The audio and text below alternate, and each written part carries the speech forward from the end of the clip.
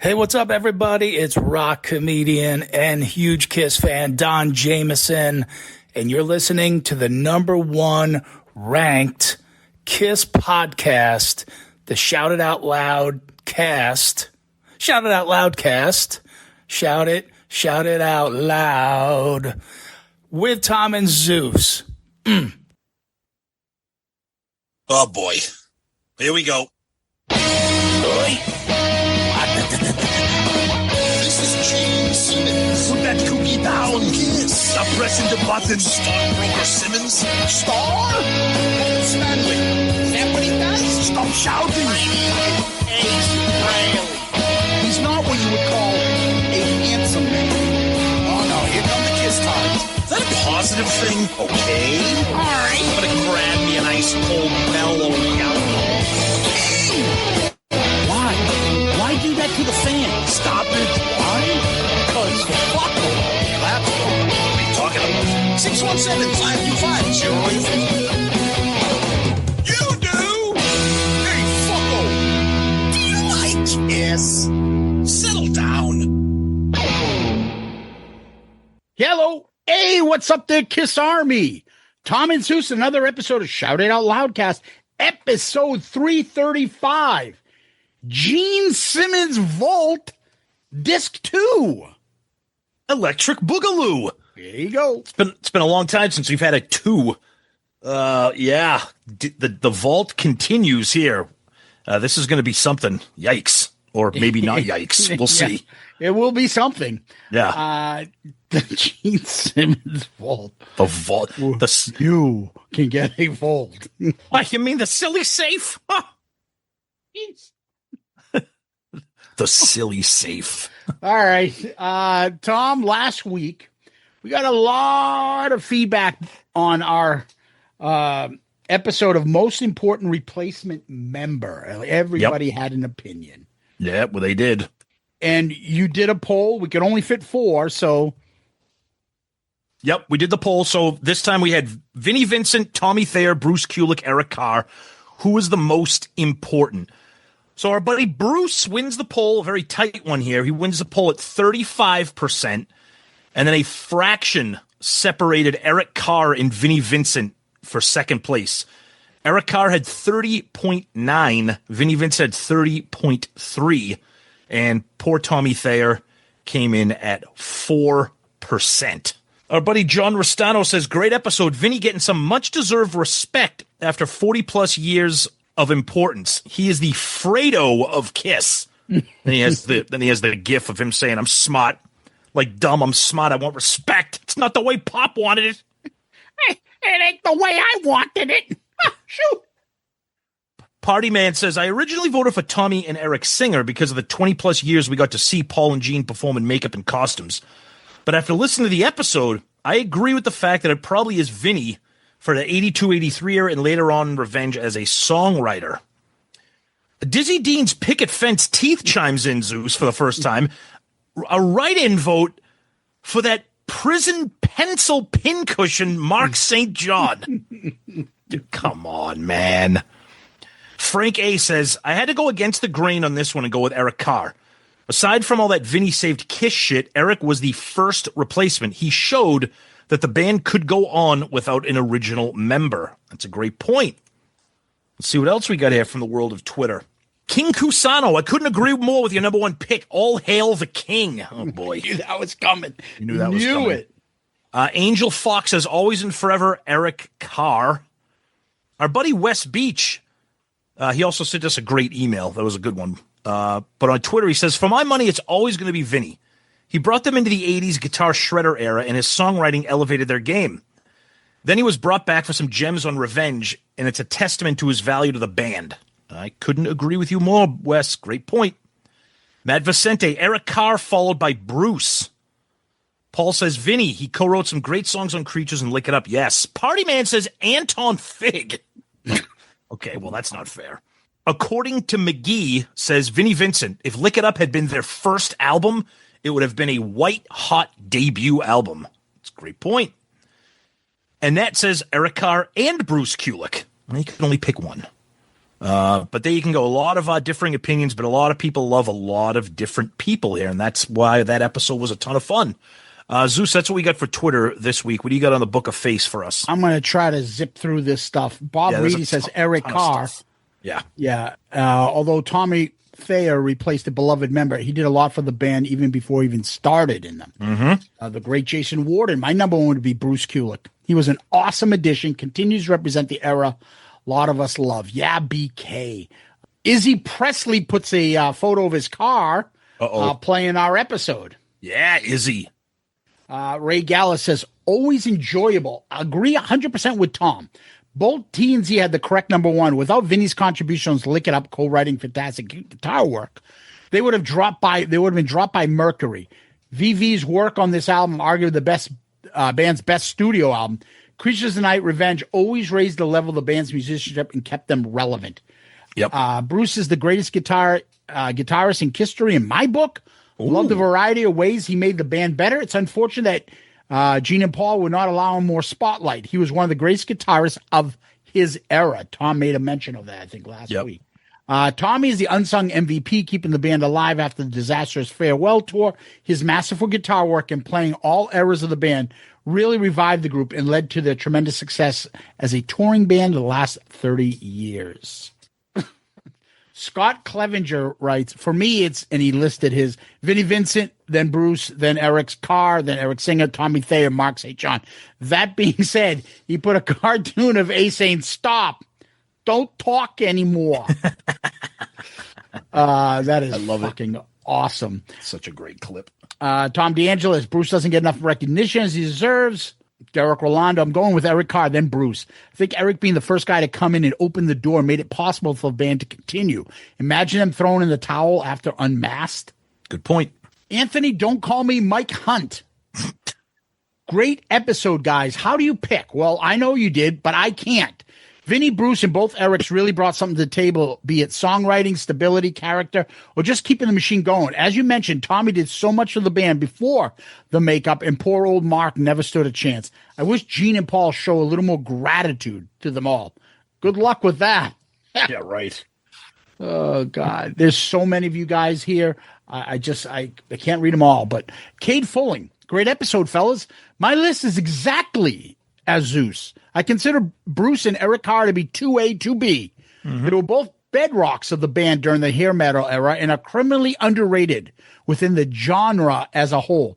While Kiss wouldn't have lasted in 2023 without Tommy and Eric, they might have not have made it in the 90s without Bruce and Eric. Well, you got a point. Chris Hall writes, Peter replaced Eric Singer and Ace replaced Bruce, so I'm going with those two. And I have over 2,000 comments on YouTube. Oh, good. Thanks, Ace. And then we just got a bunch of people putting in names. Let's go to Loudcasters. The comments here are just as many. Tom, you put Black Ace as the most important replacement page. Absolutely, he is. Kevin Lenton says, I would say Eric Singer because after the passing of Eric Carr, he stepped in and took a very important role of a cherished and loved member and ran with the ball. I can't imagine how difficult it must have been for Eric Singer to take on an unenviable task. Then to come back after being let go years earlier when Peter Criss left, he put on the makeup and put himself in yet an unenviable spot. Took the band to the end. That takes testicular fortitude. Lou Acosta says, my heart says Bruce Kulick, my brain and more practical side to me says Eric Singer. He pretty much been a plug and play for any situation the band needed. Exceptional drummer. Okay. Backpack Brad Rustoven. Yeah. Fun episode topic, gentlemen. Here's the 1 cent to justify each of my rankings.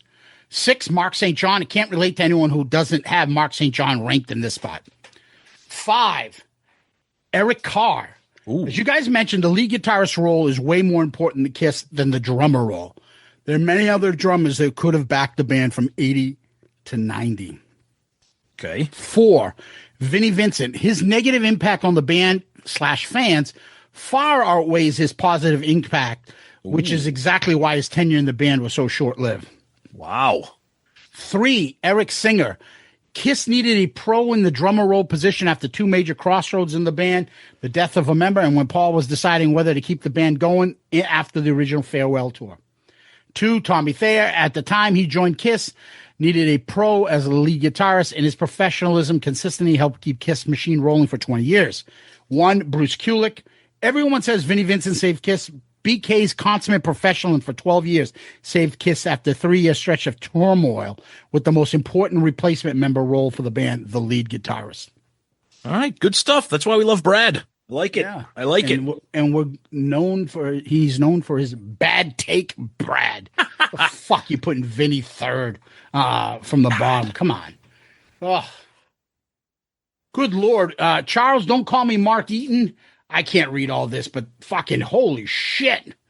He wrote a fucking, I don't know, an encyclopedia here on this. We got a lot of those on email too. Joey Tight Jeans Hall of Famer Romanek, you're next. I can't read this shit either. It's fucking a million pages long here. Slim fit Romanek on the scene there. John Whiteman writes. Oh, jeez. I know this one.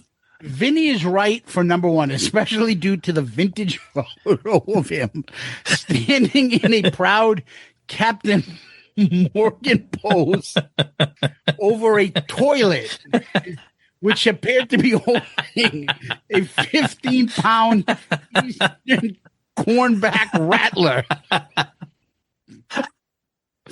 Also, Eric Singer should have been higher on the list. His drum and overall look were a big part of the success of Revenge and Alive 3. Seeing Eric stand on the drumming on the Unholy video on Headbangers Ball was an iconic moment in my Kiss fandom and puts him above Tommy, in my opinion. If we were ranking blonde Kiss members, it'd be number 1. That's the only list it'd be number 1 on for me. What are you putting? Hot guys is the ranking reason? Yeah. Yes. Another one, Thanos Akratides, the Greek Thunder Down Under, too long, my friend. And God bless you guys. Don't shorten them. Oh, no. Yeah, let's be clear. We read everything you send us, but when it comes to feedback, we're just abbreviating the feedback. But we read them, even the long emails and the long comments. We read them, so keep them coming.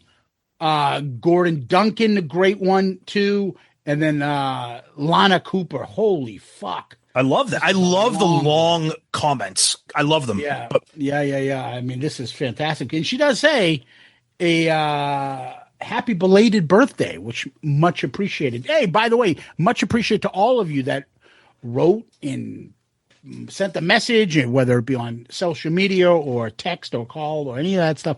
Thank you guys. By the way, Tom, somebody sent me some Elvis stuff. It wasn't me. From Amazon. It has no mention, no gift receipt, nothing. I don't know who sent it. That's crazy. Thank you. And please let me know if it was you. So who the hell would know your address but not tell you that they're sending you a gift? I don't want to say, it was probably so-and-so, and then not be him, and then it's awkward. Right. Who knows? I have no idea. But interesting. Thank you very much. It was really cool. It was a couple Elvis items there. Cool. Tom, that was Loudcasters. Let me go over to Blue Sky. What the fuck is that? That's still a thing? Dude, that's newer. That's the newest. That's a joke. I'm just wondering when we're going to start reading MySpace comments. MySpace is old. This is new. I get it. Thank you for getting the joke. Well, no, I don't agree with the joke. I'm just saying. Wobbly Magoo. Oh, yeah, we love him or her. Yeah, I just like saying that name. He wrote, or she, it's got to be Bruce. If the Animalized tour collapsed after 2.5 shows, it would have been game over. No MTV concert or home video and no road to a comeback. Okay. And then somebody named Ochamarazaka. I have no idea. VV's work on Lick It Up, Creatures of the Night, and Revenge raised the level of the band's musicianship and kept them relevant. Bruce is the greatest guitarist in history in my book. It's unfortunate that Gene and Pooh and others sounds like very familiar. Sounds like the comment on Facebook. I just don't know who it was that I read earlier. Would not allow him more spotlight. He was one of the greatest guitarists of his era. I know I read this comment just earlier. It's a different name. I wouldn't have read it on Blue Sky if I had known. Anyway, and then let's go over to YouTube. Heavy Metal Farmer 6102.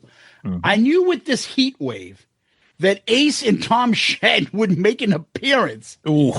Keep the laughs coming. Happy birthday, Zeus. Thank you so much, my friend. Trust me, the windows in the shed are open right now. I got to air that place out. Woof. Yuck. Joel Huntsman 6966. Oh, boy. But seriously, when will you review Paul Stanley's Live to Win? That's gold material. We try to do one a member's album outside of Kiss a year. Yep. Sometimes we'll do two.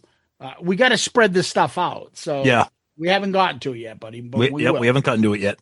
Curiazo 72. Hello, Tom and Zeus. Hello, my friends. I would have picked Eric Carr by a hair over Vinnie Vincent. He gave Kiss a huge boost of energy since day one after Peter left, from Australia 1980 to Hot in the Shade Tour 1990. All those awesome Kiss albums in the 80s. I also like to add, I would rather have a new Kiss album than Avatars. Yeah, you are not alone, my friend. Thank you for that comment. Everybody would. Brett Davidson says, great show despite my disagreements. Hey, that's what it is. I love that. You want to hear people. I always like to hear people that have a different opinion and make me think. Yes, right? exactly. That's the point. You don't want boring, stale. Yeah, that's a fucking good album. Yeah, I agree. Yeah, that's great. Yeah, I like that too. Do you like that? Because I like that too. Yeah, it's just you got to have some feedback and some analysis and breakdown, you know. Chef Salami Tits, Tom. Oh, geez, here we go. The answer is Eric Carr, the only replacement better than the original. Oh, wow. I've seen one other person said that earlier, and I don't know if that's maybe him on a. Well, there's a lot. I mean, you know what? I shouldn't say wow. There's a lot of people that think that. Now that you mentioned it, a lot of people that kind of totally discredit Peter, but that's okay. Different styles of drummers. We've gone over this many times. Different styles. Chris Flood. Gene and Paul were always bragging, we don't drink and don't do drugs, but no problem taking advantage of the idiot, savant, slow adult Vinnie Vincent because they had no songs, but no way Paul was going to let Gene get songs like Vagina Insider or Take Your Fun Bags Out. What? This is awesome and always welcomed here. I love it. I love it. Yep. Tom, I'm going to give it back to you. Okay, let's go and take a look at our Spotify comments. So, yes, this is becoming a really cool place for people to interact and drop comments. On Spotify, you can do that. So, let's get a couple comments here. John Erickson. I wonder how Paul and Gene would answer if they were asked the same question. My guess is they would say Tommy Thayer and Eric Singer. Of course they would. Uncle Paulie. Well played, Nige Savage. Well played indeed. However, I find it to be an honor to be recognized by a Shout Out Loudcast Hall of Famer and will wear your comment like a badge of honor. Once I finish this comment, I plan on heading over to pick myself up a little something to remind me of this moment. Also, I do agree that Vincent Cusano is the most important replacement member in Kiss. He was to Kiss what the Ultimate Warrior was to the WWF. Talented but batshit crazy. Good one. B. Peeves says, great topic and vexed on this. Without Tommy and Eric, we don't get another 20 years of fun, including cruises, etc. But Bruce settled the lineup for 10 plus years. Eric Carr was on a hiding. On any given day, you could switch the top five around depending on the mood. Keep up the good work, lads. Alexander Peterson. What about Desmond Child? Well, I'll answer that for you. We're talking about band members, not contributors. I know this might be off topic since the show is about Kiss replacement members, but let's be honest. The band wouldn't have had the longevity and the broad audience appeal without I Was Made for Loving You in the late 70s and Heaven's on Fire in the mid 80s. So to me, his contribution is more important than any replacement member of the band. Linkman73, great topic. None of the members come close to the impact of Vinnie Vincent. His songwriting was so good that Paul and Gene had to listen. None of the others could convince themselves to add much of anything of their own. Having his own makeup was also brilliant. Hell, they invited him back for revenge even after all of his bullshit. Eric Carr is amazing, but he suffered more than most as a hired hand. Those after Eric knew the gig, except they just couldn't ignore Vinnie Vincent. He was next level, and that meant hits and money. Rick Rarer, I forgot about the Spicy movies. Classic. Yes. And I want to give a special shout-out. Special what? To a commenter who simply goes by Mo. Mo has been peppering the Spotify episodes with comments, And we're going to have to see if he can send us some kind of a spreadsheet or database, because he's listening to the episodes and saying, first appearance of Murph, first mention of the I Want You incident, first appearance of the Gene Simmons impersonation. He's taking notes and stats on the first mentions of everything we've ever done in the history of the show. So Mo, is that a positive thing? Dorm damage being everything. mentioned. It's fucking incredible. So Mo, whoever you are, I don't know, send us an email or something, because we want to give you a little bit more props, because that's fucking incredible, my friend. Shoutitoutloudcast.com. Shoutitoutloudcast.com. Awesome stuff. Let's continue with Instagram. Our buddy Chris Jericho just simply says Bruce with an exclamation point. Abusement says, love a great debate, and you guys delivered on this one. In terms of Kiss importance, two people come to mind. Vinny for his writing contributions on Creatures, Lick It Up, and Revenge, and also entertaining us with lawsuits. And without a doubt, Bruce for being able to provide tasteful, top-level, consistent playing through the 80s. I believe having the 80s period allowed for old wounds to heal and was a catalyst for the reunion tour. For a future episode, can Zeus break down Vinny's lawsuits for us? Love you guys and the Loudcaster community. Texan Joe, I think the argument can be made that it's actually Tommy and Eric Singer. They were team players and kept Paul and Gene on stage for many years. Sometimes role players can be very valuable. Very true. Keep it simple, stupid ack. Eric and Bruce, they brought something to the table, whether they were allowed to or not. They were playing someone else. Some would say Vinny, but he was in it for himself. Okay. Jungle Music B-Sauce. On a composition level, I think the most important was Vinnie Vincent. Then by force, it was Eric Carr. Vinyl of the Day says Eric Carr. Everything after that was just a shit show. Dave Rockstar, great episode and topic. I agree with your rankings, although I feel Eric Carr could have had a bigger impact, but was held back a little by Gene and Paul in terms of the songwriting and vocal contributions. And yes, if Vinny wasn't such a dick, I think Kiss may have been much bigger in the 80s due to his songwriting and shredding style, which was popular in that era.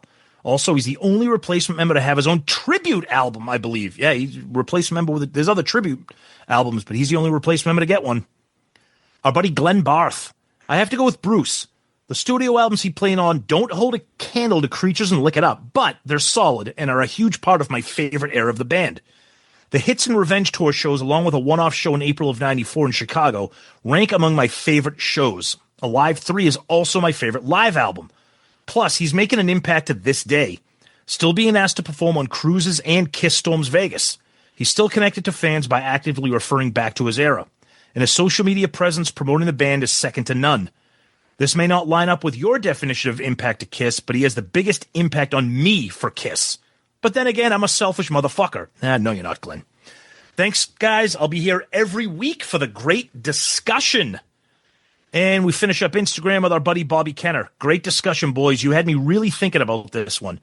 If I had to just look at impact contributions and how much I enjoy the songs, I agree Vinny edges out Bruce, but it's close. If Vinny had been more like Jack Torse when he said, just keep me in line, kick me in the nuts or up the ass every once in a while, we may have ended up with Vinny through the 80s and beyond instead. All excellent points. Now, we got emails here. We got a ton of great emails, and a lot of them are very, very long, okay, which is great. Keep sending those. We got one here from Hall of Famer Jim Riley. Mucho masturbation for Vinnie Vincent. He did a lot of great things in a short amount of time. I'm a Bruce Tard. He had great contributions, stability, talent, and longevity, and Vincent never got shot twice on Sunset Boulevard. In 2003, yeah. Please don't numb yourselves with substance and chemicals. Jim, we love you, buddy. Scott Greer. Obviously, Vinny has to be number one. His contributions helped push Kiss into another unknown era in songwriting-wise. His work rivals Ace. Bruce and Eric Carr run neck and neck for second for me, but like you said, Zeus, a lead guitarist in a band like Kiss is more important than the drummer. So tip to Bruce. Great stuff. And then we just got a ton of great emails again. They're really long here. I got one here from our buddy and Hall of Famer, the great Gary Capp. In my opinion, Bruce Kulick was the most important of the 6 non-originals. He came in at a time of instability for Kiss guitar plays and solidified it. Vinny was there 2 years, then gone. Mark came in, then gone. Bruce came in, put his own spin on Kiss classics, as well as introducing his style of guitar playing, and he co-wrote or wrote 19 songs during his tenure and sang one. And he has an era of the band that is associated with him. You talk 80s or 90s Kiss, you think of Bruce. Absolutely right. And we're going to finish up feedback here with a nice email from Jeremy, forgive me for mispronouncing this, Saborin. I'm a little bit late to the party as I just started listening to the podcast from the very beginning over the past few weeks. I'm currently up to episode 59, and I just wanted to say how much I love the show. I tried listening to another popular Kiss podcast that shall remain nameless. However, it was incessant negativity and condescension towards fans.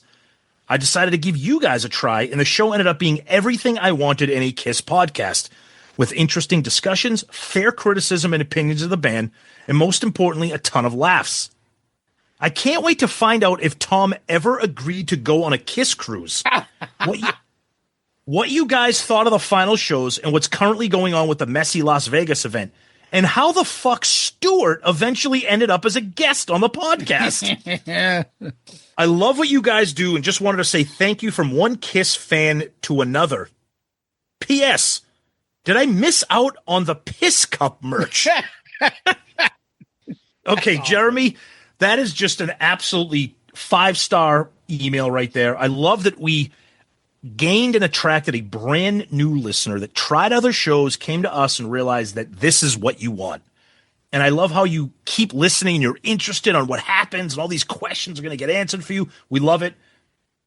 Great stuff, Jeremy. Welcome to the party. And for that, my friend, you are the comment of the week. Good answer. Good answer. I thought, what do you think? We're going to be watching you. I wonder if, like, he does hear this, or is he going to have to wait like a year and a half from now and realize that he's the comment of the week? I was just going to say, well, yeah, that's, I don't know. I don't know. So it's you're right. Is he like listening? I don't know. We'll see. Same thing with Mo. Are we ever going to get him to get back to us, or is it going to be like 3 years later by the time he catches up? Right. But anyways, thank you for that. That was a great email. And the other people we want to thank is our Patreon family. Patreon is a vital part of the growth of the show and the success of the show. You guys join Patreon to support us. We have 4 different tiers where we give back. Each tier has different, perks. So there's merch, there's involvement, there's polls, there's tons of stuff that involved with Patreon. But the big thing is it helps us out. So if you guys are fans, you listen, you like it, you want us to continue, you want us to continue to grow and keep getting some great guests like we just did. Charlie Benante did the 50th anniversary of Jaws with us. We got a few other ones coming down the pipe too. You'll see soon. But thank you, Patreon family. If you're interested in Patreon and you want to support the show, you go to our website. Go to him. At shoutitoutloudcast.com. And right on the website, you'll see a link to Patreon right on the landing page. Click on that. Find one of the 4 tiers. I mean, it's as low as $3, and pick the one that suits your needs. Thank you to our Patreon family, and thank you all there that are out there that are going to join our Patreon family and support the show. You guys rock. Guys, you're the best. We love our Patreon family, and please check it out. Click on the link on our website at shoutitoutloudcast.com. Find out what it's all about. 4 different tiers, tons of great perks. We keep adding to those perks, and we want you to be part of the family, so please check it out. The family keeps growing, and we're so proud of that, and we're so grateful as well. So please check it out, patreon.com, or click on the link on our website. Tom, we're going to go over to Kiss World. What do we got going on there? Yeah, I would insert the cricket soundbite this week because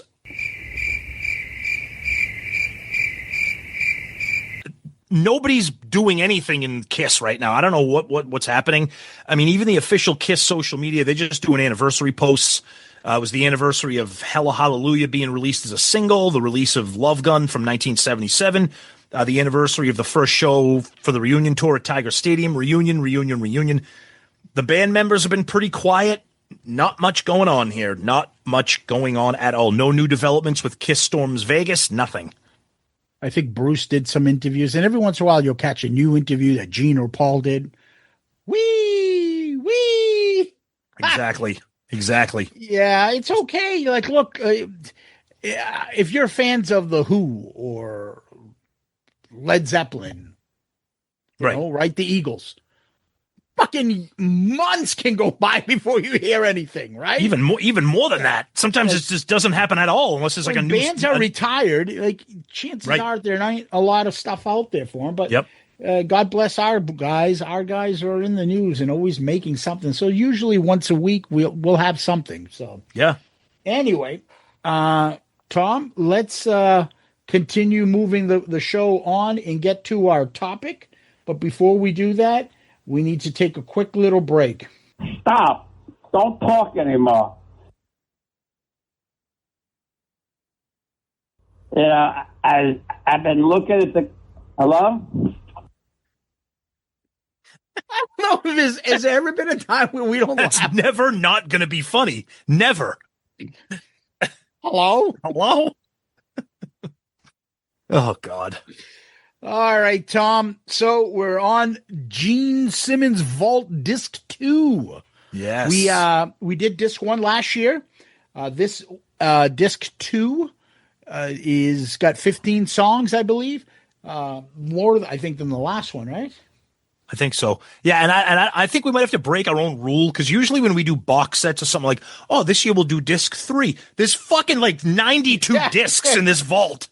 So I don't know how we're going to get through all these. No, actually, I was wrong. There were 15 songs on the last album as well. Yep. And then we'll rank the songs, and then we'll rank which disc we preferred. Yes. The vault, we're not going to get into many details. The albums are the same. The discs are the same. The vault itself came out in November 2017. And let's just get to the music, right? Yeah. Okay. Yep. All right. So this is song 1. Here we go. So that's Weapons. So the thing about disc 2, we'll just get out of the way right now. There's 15 tracks, but a lot of them are multiple versions of the same track or some songs that may have appeared on disc 1. So Weapons, and we're going to take a couple of things from the Giant Vault hardcover book. So written by Gene Simmons, it became Weapons of Mass Destruction. It was supposed to be recorded, and it was recorded for his solo record, Asshole. It was inspired by a riff from Marilyn Manson. And I mean, a lot of these things, he keeps referencing Psycho Circus, because a lot of the stuff was around that time. But in terms of the song itself, I mean, there's something there. There's something there. I mean, again, this is, for the real nitty gritty Kiss tards here. This is like a lot of demos, incomplete recordings. It's not bad. There's something there, I think, Zeus.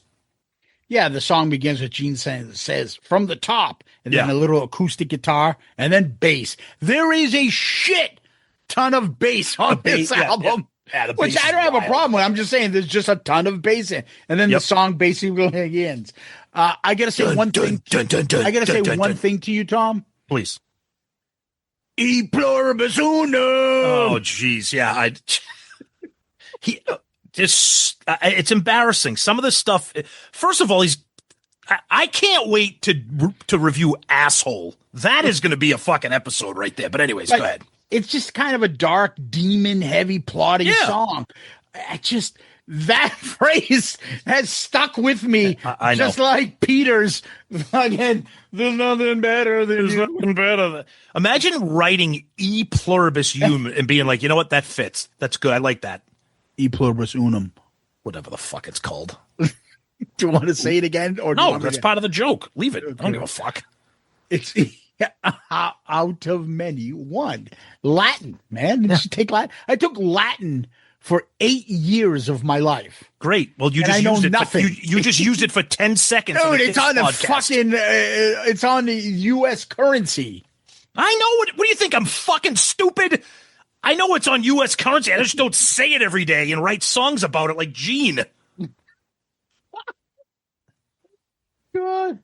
Anyways, I just find it funny. It's just so E Pluribus Unum. So stupid. What the fuck? So dumb. so dumb. All right, let's go to song 2. So this is Weapons, parentheses, Power to Raise the Dead.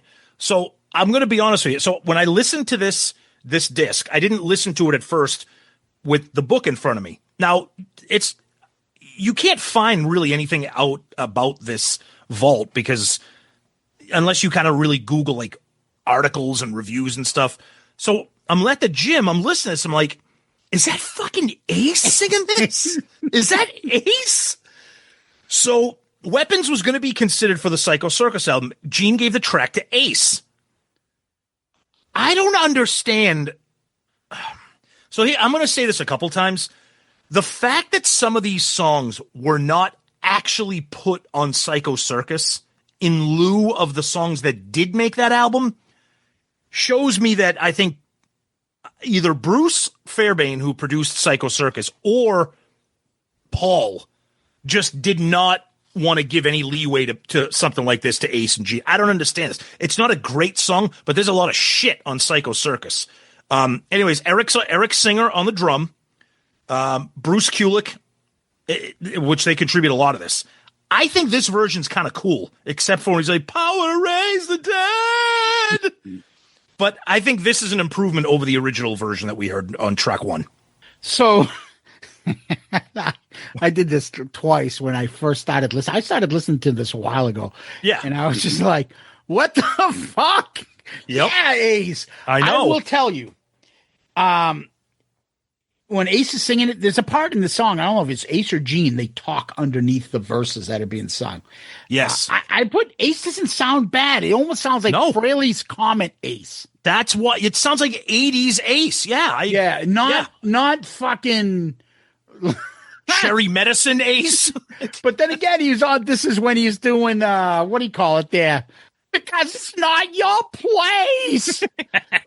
So I don't know why he hit it better on this one. The song is just different lyrics, weapons, right? The power to raise the dead.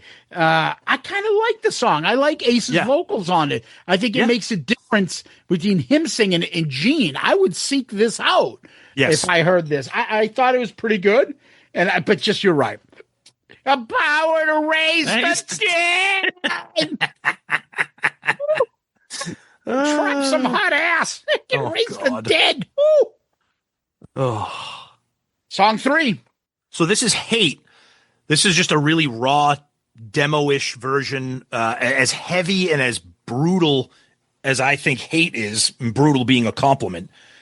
This is just a real dirty version of it, demoed, not cleaned up, makes it even more nasty and aggressive. Gene originally wanted to call the song I Am Hate.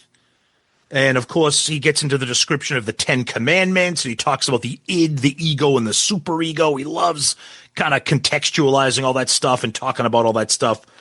And, of course, Hate on Carnival of Souls. We all love that, or at least I do. So this is just a real dirty, uncleaned up version of what we got on Carnival of Souls. I think it's fucking awesome. I love it. So, hey, I just put, the first thing I noticed is they got rid of it. He didn't have the grungy feedback that he does on the Carnival Souls. Hey, let me take every one of your songs and let me just throw some grungy feedback on the beginning of it so then we can copy the era. Yep. It doesn't have that. It's a very similar version on Carnival of Souls. I find it to be just, the demo version of it. I like after the solo, he screams, he does the demon voice. Hey! But underneath, he says hate. Yes. Hate. He speaks the word hate underneath. Good version, just a demo version. Nothing gonna knock it out of the park, but okay. Yep. Let's go to song number 4. This is Carnival of Souls number 2. So the first one appeared on disc 1. This is the original 4-track recording that he did. And there's really no finished lyrics on this. His buddy Scott Van Zen is here playing guitars and bass. And it's just a drum machine doing it. Look, we heard the version on part 1, on disc 1. This is one of those songs where I will say that there's something there. Probably would have liked to have seen it on a Kiss album and not on Asshole because, I think there's something to it. It's pretty demonic. It's kind of ironic that they put an album out called Carnival of Souls, but Gene had a title track written for it and it didn't make it. But it's good. It's good. All right. So Carnival of Souls number 2. Oh, I forgot to get into the lyrics. So Weapons was written by Gene. Yep. Weapons Power to Raise the Dead was written by Gene and Ace. Yep. Hate was written by Gene Simmons, Bruce Kulick, and Scott Van Zen.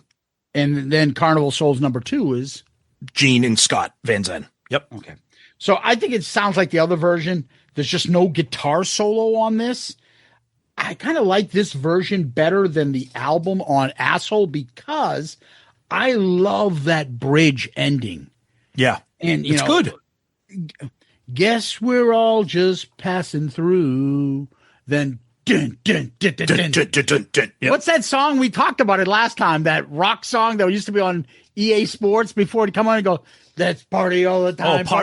Andrew WK, Party Hard. Yeah, there you go. There you go. Yep. So that's what it sounds like. But I actually like this version better than the Asshole version. And, the disc 1 had the kind of similar version to this. So, all right, let's go to the 5th song. This is Master of Flash, and this is written by John Montgomery from a band called Street Punk. And Gene tells a story about this band called Street Punk, and Gene kind of liked this song. And he went up to the guy, and he said, I don't think your band's very good. I don't think your band's going to... He goes, I don't think your band's going to go very far. I like the song Master of Flash, and I'm willing to buy the publishing rights from you here and now. And he bought them from John Montgomery at the time. I don't like this song at all. Like, even Gene acknowledges it's very David Bowie-ish. It's got a little bit of Lou Reed. So it's that kind of glam art rock type of stuff. Gene likes it. I'll be completely honest with you, full disclosure, I don't even think I finished the entire track every time I came to the song. It's just not something for me. But I give Gene credit for insulting a guy and buying a song off of him. I don't think you're very good. Well, I can't. Let me read it word for word. He goes, I don't think your band's going to go very far. I think your band is terrific, which is kind of a backhanded compliment. Yeah. I think your band's terrific, but you're not going to go very far. Translation, you guys suck. Yeah. Anyway, this is very Beatle-ish to me, not David Bowie, just especially the chorus. It's a strange song, just very strange. It is. It's very weird. He's Lord and High Priest. Yeah. He's doing spoken word like William Shatner. Yeah, yeah. Right? That's what it sounds like until you get to the chorus. And all the kids with painted faces. So I'm thinking this is a Kiss thing, and they're talking about him. Yep. Follow him around. And the girls with satin and laces. Right? Know when he's in town. Yeah. Right? I thought the song was written, he wrote it, it's about him. Yep. Talking about his, like, from afar about him in his life. Right. I gravitated when this song came on. I find it fascinating. I'm not saying I'm rocking this out when we're drinking with buddies, but I don't know. I liked it. I did. Okay. All right. Let's go to part 1 of the trifecta of Rain. Exactly. So this is Heavy Rain, written by Gene and Bruce Kulick. And like Zeus said, there's multiple versions on this. So this is Gene saying it's another version of a song called Rain Keeps Falling. Bruce Kulick and Gene wrote the version, and it's both of them playing on the demo. I mean, this isn't bad. This isn't bad. It's Gene says, I settled on a slow gallop, and I literally started singing the riff melody, which sounds like a horn melody out of a movie like The Magnificent Seven. It's okay. I don't mind this. I feel like if this was cleaned up, this could have been something. Again, there's 2 more versions of this on the disc that we'll get to, but I think this one is probably the better one out of all of them. All right. Opening with heavy bass on this, big time bass. And it's kind of mid-tempo, plodding along song. The rain keeps falling down. Like, he says that throughout the song. Yep. So I always try to, I'm like, how do I compare all 3 songs? I think all 3 versions of this song, this is why we have a vault. Correct. Because Gene would have like, okay, I can get something out of. He hasn't perfected these songs to be like great songs or worked on and stuff. but he's like, fucking throw it against the wall. Yep. That'll be on disc volume 5. Oh, that one will be on disc volume 2. Like, hence we have the vault. This is a perfect example of it. 3 versions of the same fucking song with different titles and different lyrics and different tempos. So, anyways, I'm with you. It's okay. It's not terrible. It's just there. All right, next track. Within, written by Gene. So this is cool because it's kind of like a answering machine or voicemail recording of Gene kind of talking, and he's kind of humming and singing the melody and the harmony of the song. And of course, Within made it onto Psycho Circus, which I think is a great Gene song. This is just an unfinished version. He's kind of doing, sometimes when you hear demos or outtakes, the Creatures of the Night box set has a lot of this where they're like kind of, there really weren't any lyrics at the time. Gene even acknowledges he had yet to flesh out the lyrics. So this is just a real raw demo of what later became the song that we know and like on Psycho Circus. So, but it's cool to hear this. Yeah, Tom, I would say the same thing. It sounds like he's doing what like a lot of musicians do. Shit, let me call my answering service. I don't want to forget this melody. Let me record it. Yep. And, I want to live with. So that's funny because in the beginning when he's doing that tape recording message, that's the only part of the song, which is my favorite part of the song, that later shows up on Psycho Circus, is the chorus. He doesn't say That's Within. Right. He does the verses, and you can tell he's just scatting shit. Right. And he's mumbling shit. Yep. And then he's like coming up with stuff. And I guess that's how you do demos. I don't know. That's the way he fleshes things out. The riff is just great, and it's just it's a great song. Great Gene song. Throughout the whole song. And that's why I think when it comes up on Within, that's what you get. Yep. So this is just, again, proof of the vault. That's right. Right? Some things come out of it. Yeah. If you work a little harder, you can get Within. That's right. If you don't, you put this on the vault. Yeah. And you get Heavy Rain Volume 3. Yeah, exactly. What's coming up next?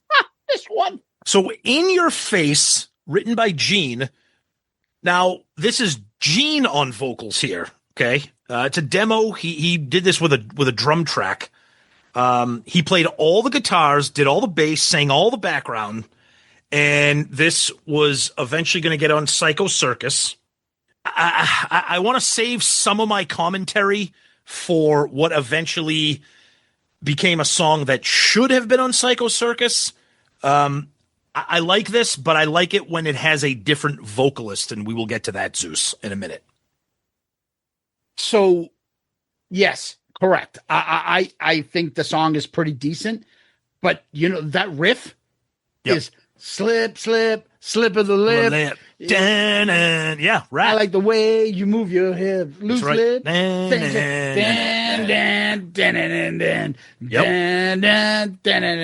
That it sounds exactly like that. It's a mid-tempo, unfinished version. Not bad.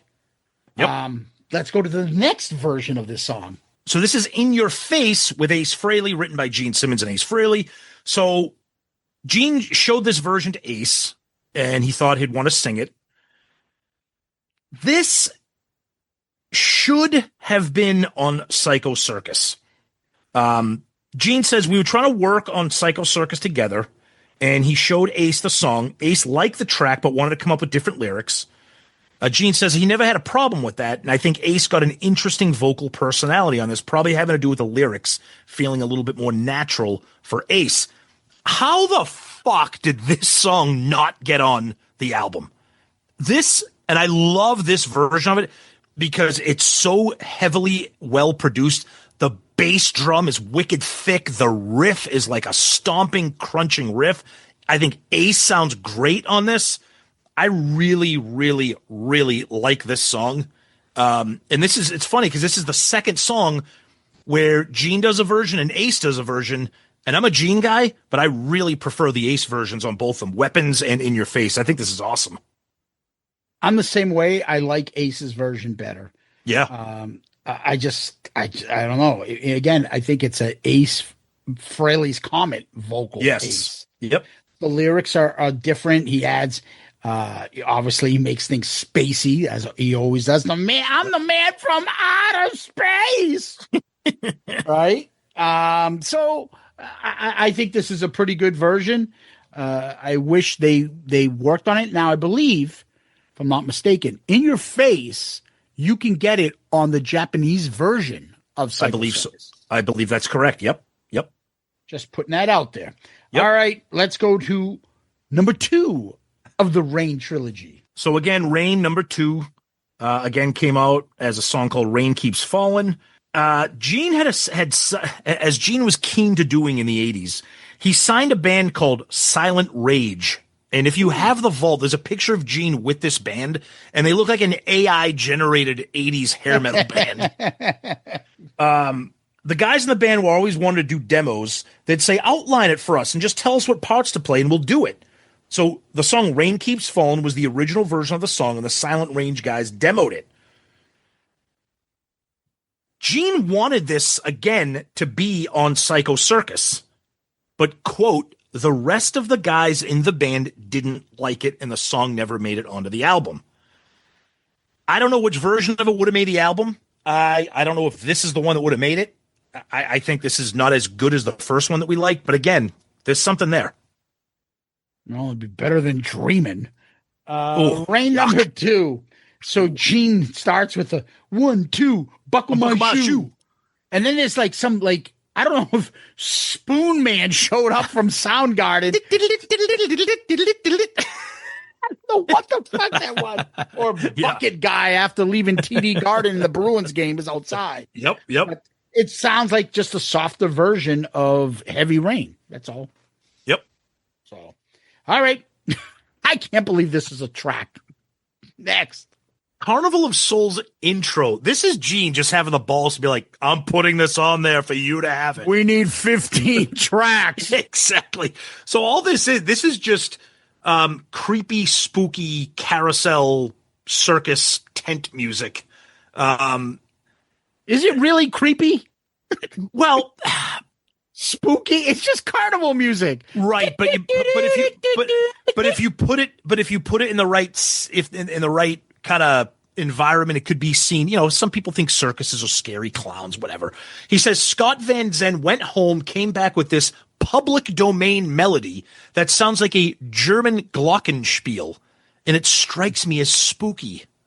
Okay, great. Why is it all here? Why? Now we're putting sound effects. This is like when they did the Creatures of the Night box set, and one of the tracks was like turret firing, tank sound.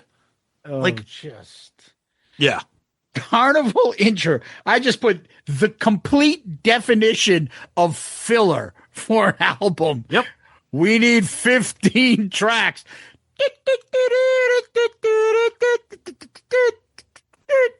Like a fucking Price is Right game show theme music. It's terrible. One of the events.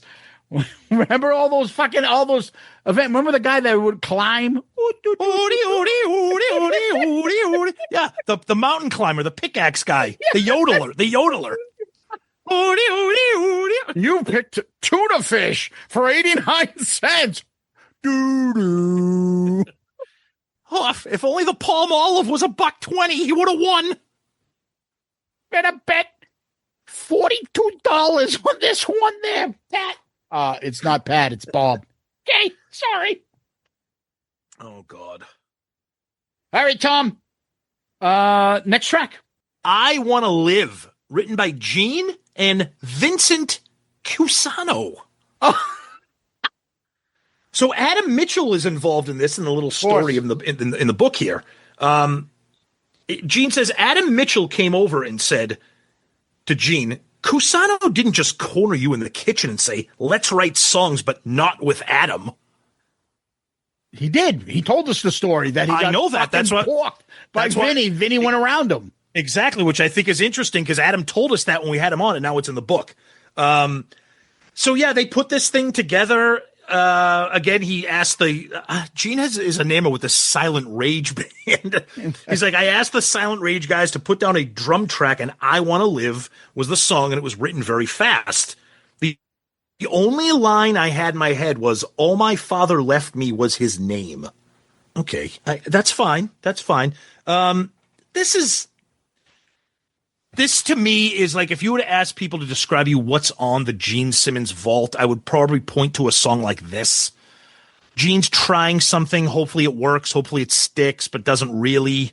It's not terrible. I could see if he kind of did something with this, could have put it on his 78 solo album.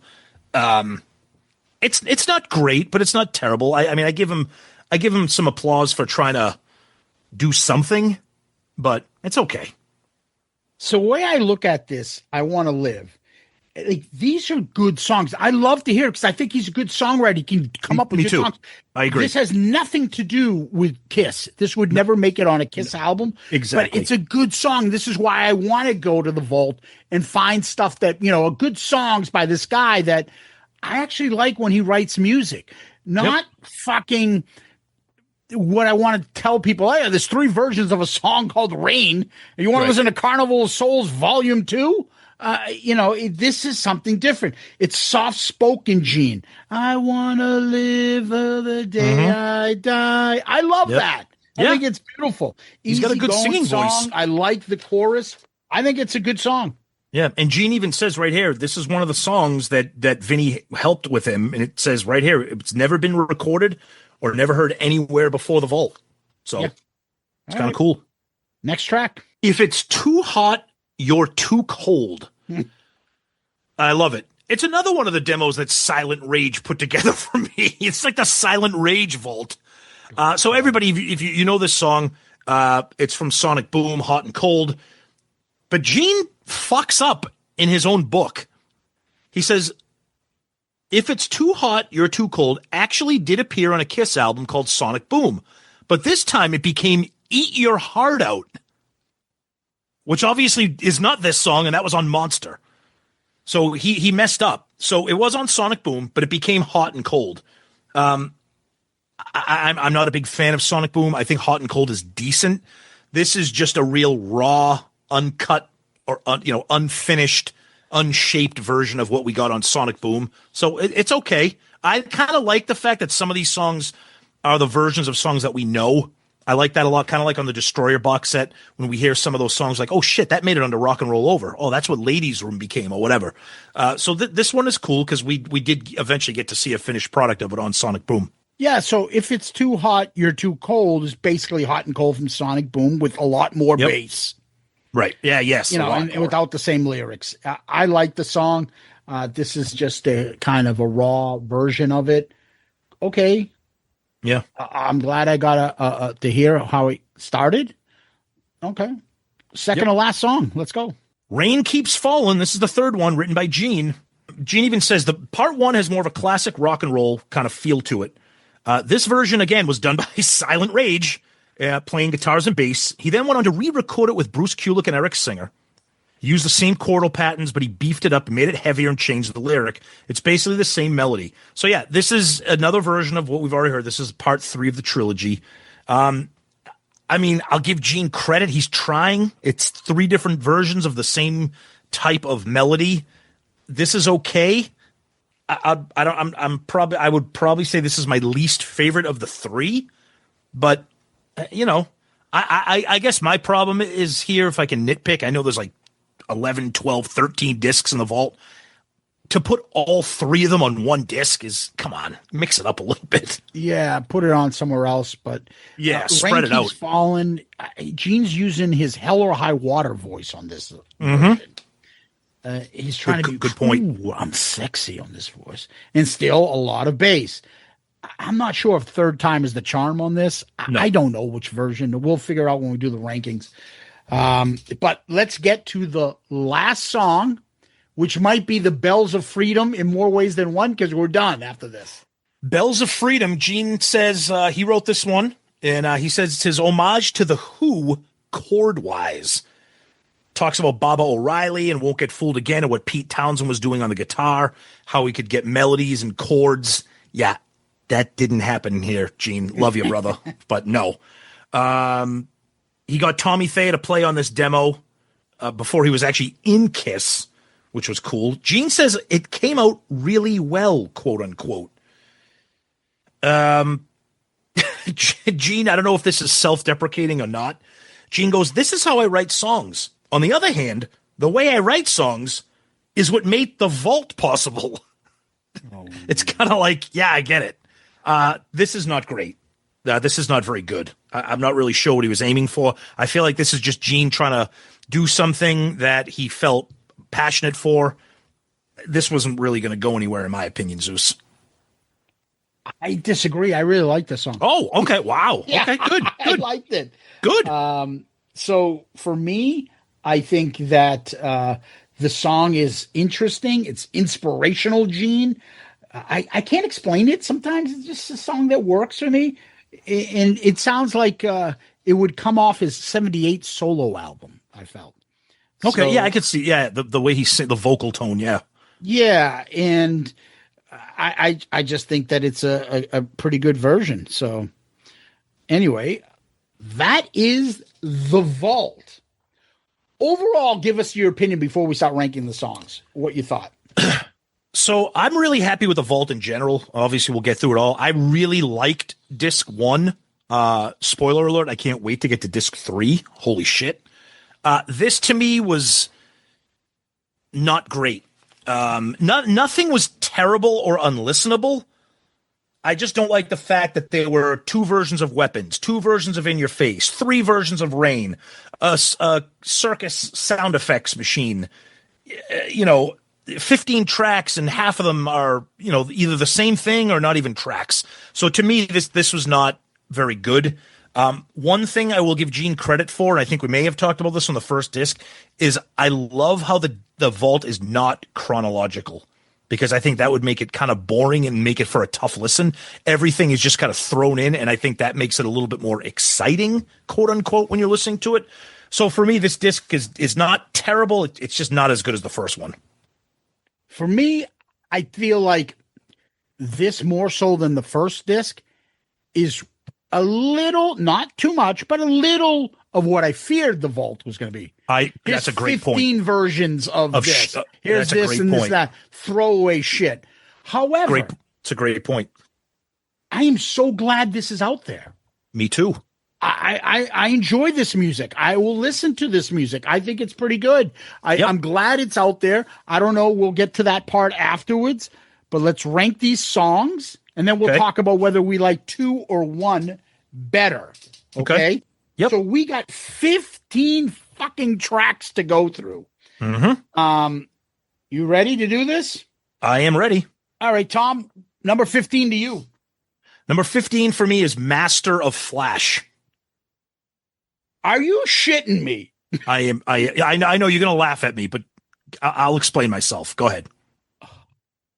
Number 15 is that fucking carnival music. How do you'd rather listen to the carnival music? Yes, that's my number 14, because at least that's kind of stupid, entertaining, and mildly creepy. I'm serious. I'm like, what the fuck, dude? Hey, that's why we do a show together, my friend. Oh my God. I will go with number 14 for me will be Rain Keep Falling, the third version of this song. Okay. Number 13 for me, and it pains me to say this, but it's getting penalized because there's no real lyrics, and that is Within. Okay. I can see that. Yep. 13 for me, I will go with Heavy Rain. Okay. What about Heavy Mayo? Where do you rank him? Number 12 for me is Bells of Freedom. We are so different. This is why we're different. So 12 for me is Rain number 2. It's the third version. I did them all in a row. It's the better, for me, version of this song, and that ain't saying fucking much. And that's my number 11, Rain number 2. Okay. So now we are on my number 11. Yes. And I'll go with the same thing. If it's too hot, you're too cold. Okay. It's a song that I'm familiar with. I already know it. It's just a different version, not really. You know, and so I'm not really gravitating to it. Okay. My number 10 is I Want to Live. All right. Number 10 for me is the version of Hate. Again, same thing with the song underneath it. I know the song, right? Okay. So I'm kind of familiar with it. There's nothing that's sticking out. Okay. My number 9 is Weapons, the regular Gene version. All right. Number 9 for me is The Within. Okay. I love that riff. I know it's just repeating itself, but I love that riff. Okay. I love that doo-doo line. I love that doo-doo line. Number 8 for me is Carnival of Souls, number 2. Okay. Number 8 for me is, I'm going to go with Gene's Weapons. Okay. Number 7 for me is Rain Keeps Falling. All right, Tom. So number 7 for me, I'm going to go with Gene's In Your Face. Okay. Number 6 for me is Weapons, Power to Raise the Dead, the Ace version. I'll go with 6, the same thing. Okay. And my number 5 is Heavy Rain. Every time you say that, I'm thinking Heavy Heavy Rain. All right, so we're at top 5 for me. I'm going to go with Ace's In Your Face with Ace. Oh, wow. Okay. Number 4 for me is If It's Too Hot, You're Too Cold. All right, 4 for me, I'm going to go with I Want to Live. Okay. Number 3 for me is Hate. Hate. Yep. 3 for me, Tom, is your favorite, Master of Flash. Oh, my Lord. I find that song fascinating. Okay. I find your customs fascinating. Number 2 for me is In Your Face with the Gene version. Really? Yep. Okay. 2 for me is Carnival of Souls 2. Love that fucking doo-doo line. I love that bridge. Love it. Okay. Number 1 for me is easy, and I thought for sure you were going to have it number 1, and I'm surprised you don't, is the Ace version of In Your Face. Wow. You like that song, huh? I do, and I love that. I just think it sounds great. Yeah, Ace sounds great, and I think it's a nice heavy rocker. Yeah, I put it in my top 5. Okay. Number 1, I put his Bells of Freedom. That was your number 1. Dear Lord, how? Yeah. Could I there, love it. Dude, we I are love so it. I find different. it I love it. I find the song fast. I think they're good songs. Okay. That's awesome. Right? I'm glad. Again, they're not songs that should be on the Kiss album. Hence, this is why I like having the Vault. This is what the Vault should be. That's why you don't give Peter shit for doing a 78 solo album. It's something different, not in Kiss. All right. Yep. So, Tom, that's our ranking. What's better, 1 or 2? Oh, well, I mentioned it earlier, but 1 by far. It's not even close. It's just I agree with you. 1's better. I'm not saying. I mean, there's that 50. much. Yeah, well, just because at least on disc 1, there's 15 different tracks. I mean, on disc 2, there's 15 tracks, and half of them are either duplicates. One of them is a sound effect.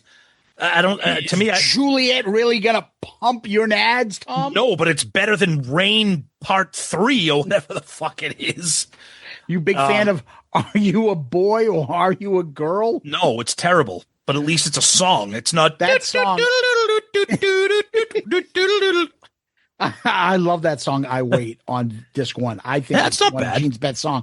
And then you also have Mongoloid. Exactly. Yes. I don't know. I'll tell you right now. I mentioned it before. I am pumped for disc 3. I don't know when we're gonna get to that, but that looks good. Are You Ready? He plays that now. Are You Ready's good. Yeah, exactly. He plays it now.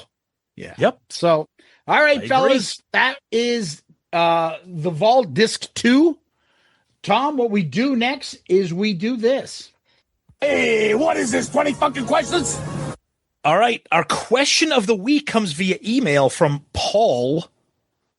This is an easy one, Zeus. Let's see if you have any answers for him.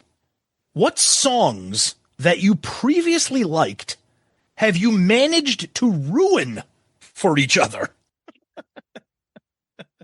I don't understand what that means, though. So I think what he's saying, and I'm not going to say, okay, I'll interpret. I think the way I read this is like, What songs did you previously like that over the course of the show, 300 episodes, do you like now don't like or has been ruined or you just can't stand it anymore?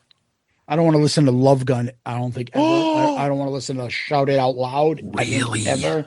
Really? I just have no use for those two songs. Okay. Yeah. Okay. So it's funny that you say Shout It Out Loud because I was going to say that too, which is the fucking namesake of our show. So this is funny. I'm in the car with my son the other day. Listen to Sirius XM, Shout It Out Loud comes on. I'm like, oh God. I'm like, I don't think I ever need to hear the song again. He's like, how could you say that? Your show is Shout It Out Loudcast. I go, yeah, but we didn't name the show because we like the song. We named the show that because it's a cool name for a Kiss podcast. He's like, all right, that's fair. And I think we're loud personalities. And so yes, exactly. Exactly. Wink, wink. But the song itself, I like the dual vocals of Paul and Gene. I just don't.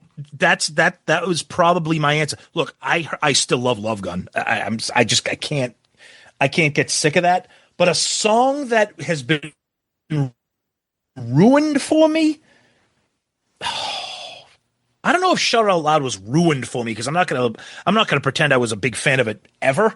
Honestly, I think throughout the show and all the Kiss shows that we've been to, including some of the End of the Road shows, if you told me 7 years after I started a Kiss podcast that I would hate I Love It Loud, I would be shocked because that's a song that's been ruined over the course of the years for me. Is I Love It Loud. Used to be one of my all-time favorite Kiss songs. Now I don't know if I ever want to hear it again. I have no problem with it. Okay, well there you go. So, good question. No, it's a good question. Thank you, Paul. Appreciate it, my friend. Tom, where can people find us? Our website's always the best place to go. Shoutitoutloudcast.com. Nice, refreshed, tight-looking website there. You can find everything you need right there, including a link to buy our Amazon #1 best-selling book, Raise Your Glasses. So please check that out. We're coming up on the 1-year anniversary of that release.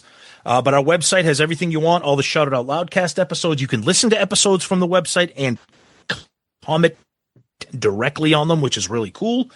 Dorm Damage, Album Review Crew, Zeppelin Chronicles. You can check out all of our rankings for each of the different sidecasts.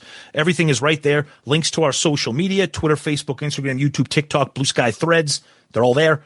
And, of course, you can get some awesome Shout It Out Loudcast merch. You can click and join on our Patreon. It's all there. Please check out our website. And, of course, our email address is shoutitoutloudcast@gmail.com. Please continue to email us. We read every single email that you send us. And I always like to remind you that sometimes we can't get to them during the show like this week, but please don't stop emailing us. We read them all. And of course, we always like to say that we are a proud member of the Pantheon Podcast Network of shows. You can always DM us on Twitter, Facebook, Instagram, Threads, Blue Sky, TikTok, motherfucker. Check out our Spotify playlist where you go to our profile, not our podcast, and you can see some of the playlists where we'll list a playlist if it has something to do with an episode that we just did. So subscribe to our YouTube channel. That has grown a ton. Those videos and shorts, thanks to the great Daryl Albert, have really pushed our viewership and subscription. So make sure you subscribe and like and follow all that stuff for YouTube, and so you can get the newest ones that we drop. Those are a lot of fun because they get to see us real time. Like, we're not a visual podcast, we're an audio podcast, and that's hence what we really rely on. But we've been starting now to drop some clips, which I think people are enjoying. So, and give us one of those 5-star child reviews on Apple Podcasts, wherever you can give us a review, Spotify, any place like that, Facebook. It's always appreciated. And make sure you go to our Amazon page and pick up a copy of Raise Your Glasses, our awesome Kiss book, and give us a 5-star review there. That helps us out tremendously. And if you do, let us know so we can send you our thanks. In addition to that, I always want to repeat the website, shoutitoutloudcast.com, shoutitoutloudcast.com, where you can get everything, merch, info on episodes, you name it, it's there. What we always like to end on is famous last words. Tom, do you have any? Oh, I do.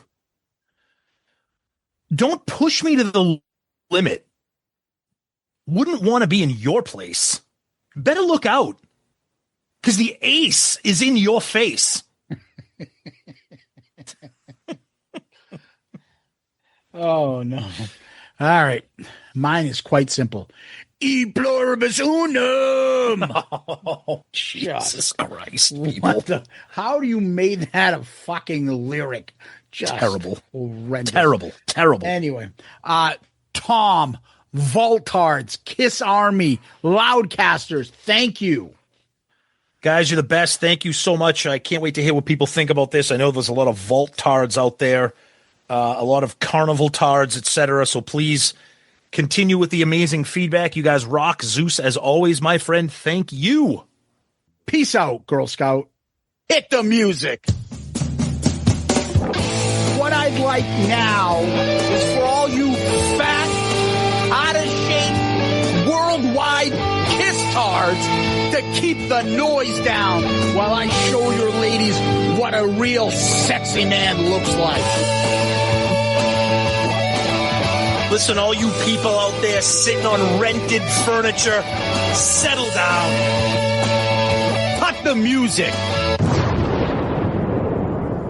Anybody seen Richie? Anybody know why Richie did Bobby Lupo?